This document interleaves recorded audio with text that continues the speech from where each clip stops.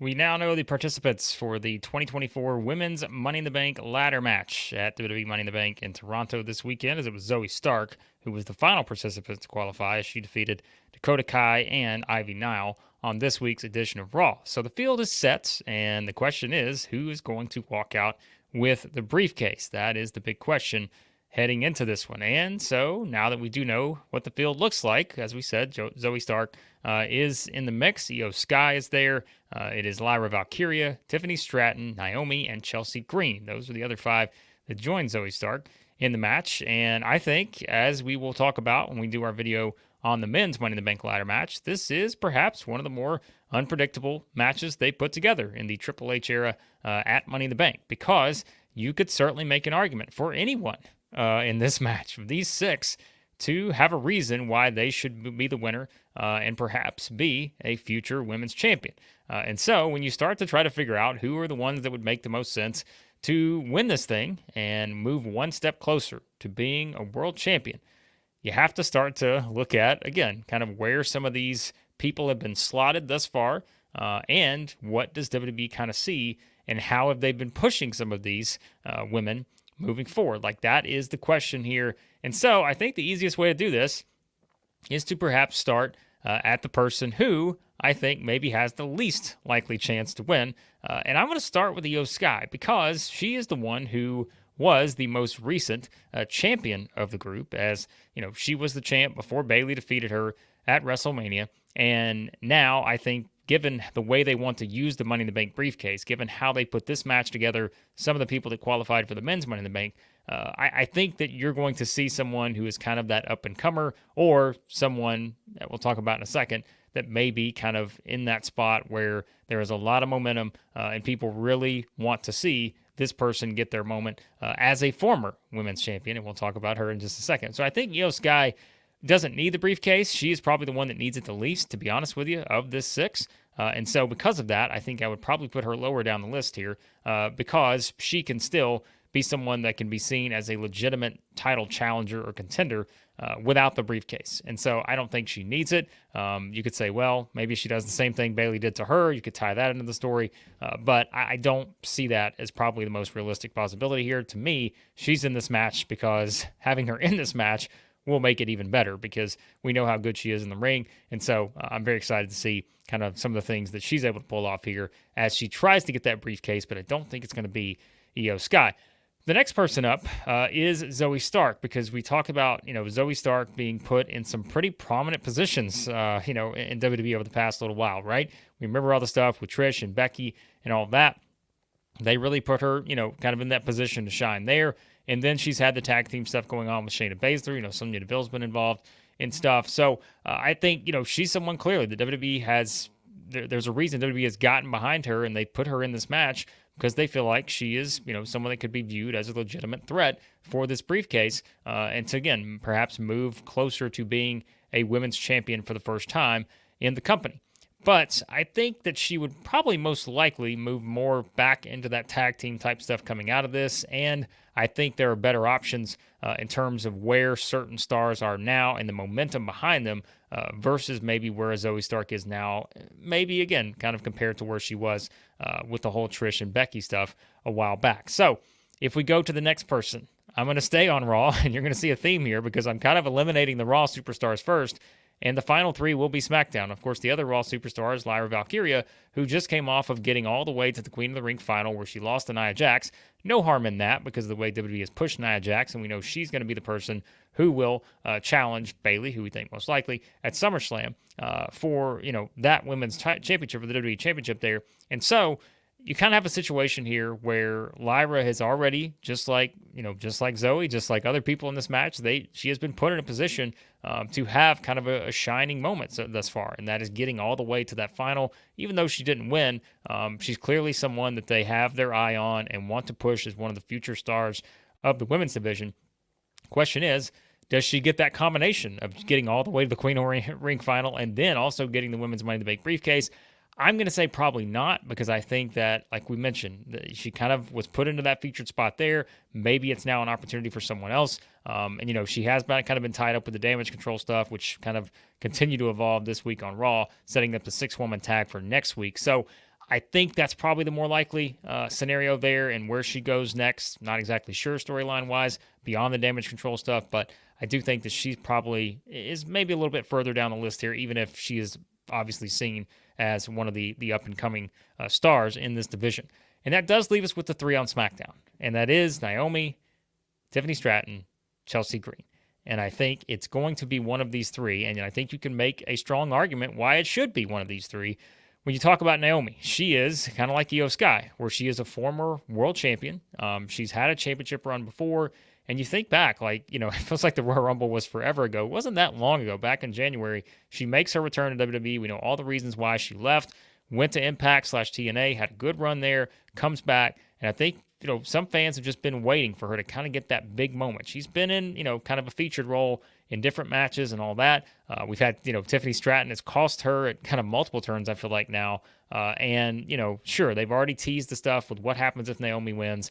What does that mean for Bayley? And, they've talked about it backstage in a segment and all of that. So there are certainly reasons why I think you could put Naomi in this position and to give her kind of that big, kind of feel-good moment for her coming back to WWE, even though, again, you kind of had that at the Rumble, but she's not really gotten to that next step since returning.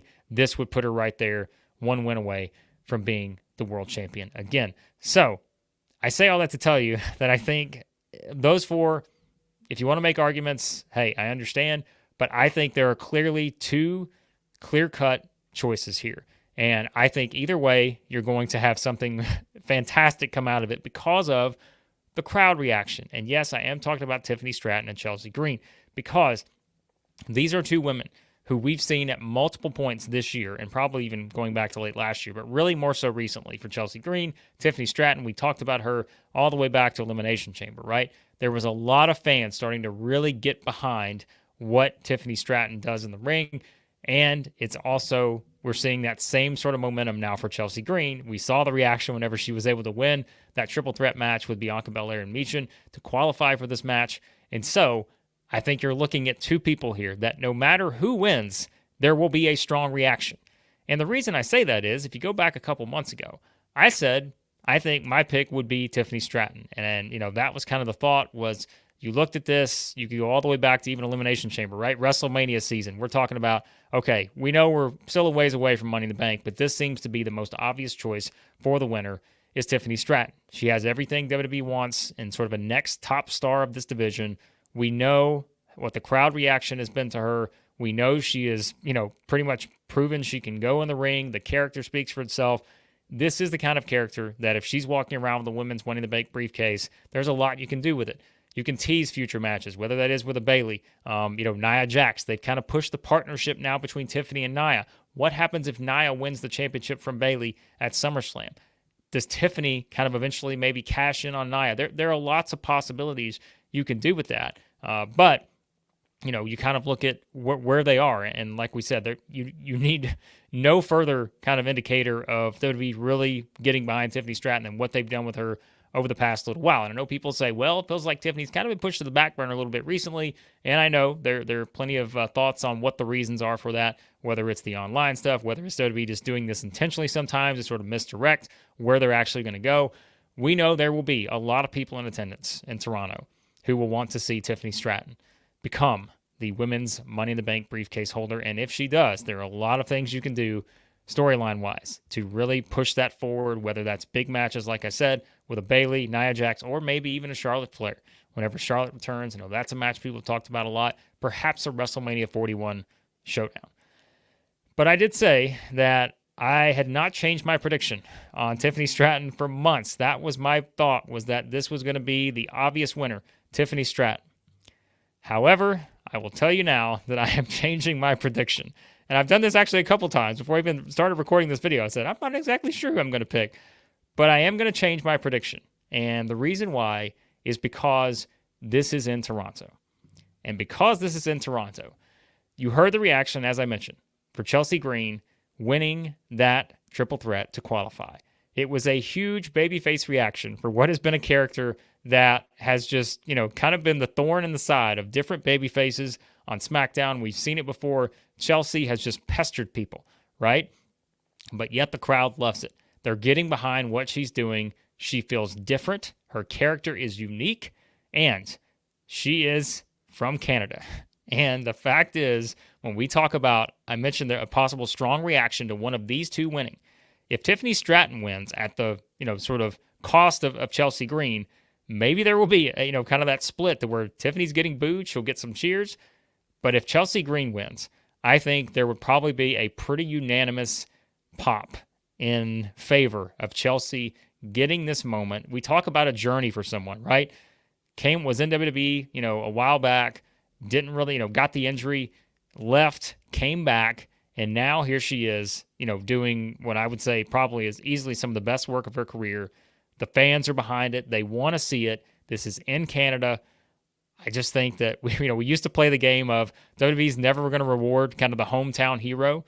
But I think this is too good to not sort of go with this. And like I said, I don't think you can go wrong with Tiffany Stratton or Chelsea Green, but I am actually going to change my pick to Chelsea Green here because I think it makes the most sense for what they would want to do and to eventually get that moment for Chelsea to win the title. And knowing that it is all about how does the crowd respond, and whether it's positively or negatively, if there is a response, that's what WWE wants to see. And they are responding to Chelsea Green right now, just as they respond to all the other people in this match in different ways. But I think the setting, again, in Canada, Chelsea's, a Canadian, I just think it's there. It's there for the taking, and I feel like maybe this is the direction WWE goes for the women's Money in the Bank winner for 2024. But you guys let me know your predictions on who you think is going to win the match. Always love the discussion. As I said, I think if I recorded this video another day, I may have went with Tiffany Stratton. Those are kind of my final two here. I think it's going to be one of those to be the winner, and I think those are the ones that are most intriguing in terms of how they use the briefcase moving forward. I can already see the different ways WWE would kind of utilize that for either a Tiffany Stratton or Chelsea Green, but I will change my pick to Chelsea Green. You guys give me your thoughts in the comments. As always, be sure to subscribe, hit the like button on your way out, and give me your predictions for the 2024 Women's Money in the Bank ladder match. Who will be the person who grabs the briefcase?